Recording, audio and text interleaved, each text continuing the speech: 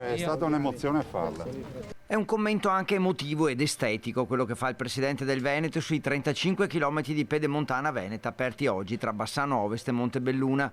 Finalmente questa arteria attraversa e collega le province di Vicenza e Treviso, abbatte i tempi, riduce i costi per il trasporto delle merci, migliora i dati dell'inquinamento. A Bassano si danno appuntamento sindaci, consiglieri, imprenditori che hanno creduto in questa superstrada insieme a Zaia, e l'efficienza è anche nell'organizzazione della cerimonia. Obbligo di presentarsi con il referto di un tampone, altrimenti l'UL7 lo effettua al momento. Solo dopo si entra nella zona protetta dell'inaugurazione.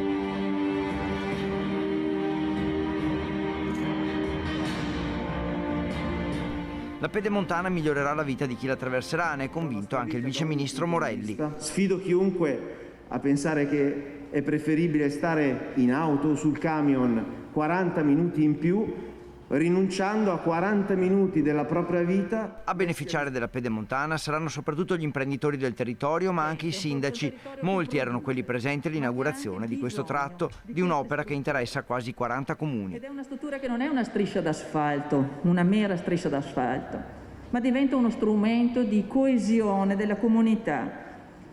Al trasporto merci, è una possibilità per le aziende, per il turismo. Una strada, sottolinea il presidente Luca Zaia, nata grazie all'impegno di chi tutti i giorni, con caldo, freddo, pioggia o sole, ha portato avanti l'opera, e grazie ai voti del Consiglio regionale, tanto che il governatore fa salire sul palco i consiglieri per un applauso collettivo, rivelando anche la prossima priorità.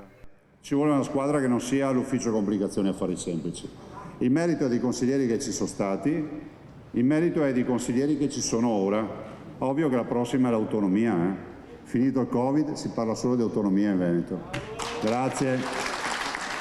Grazie mille. Grazie. Infine la benedizione del casello e il taglio del nastro, quindi l'apertura ufficiale della strada, con i primi ingressi al casello di Bassano alle 15.04 di venerdì. Questa è un'infrastruttura che cambierà il modo di pensare, di ragionare, di programmare i nostri viaggi in questi territori.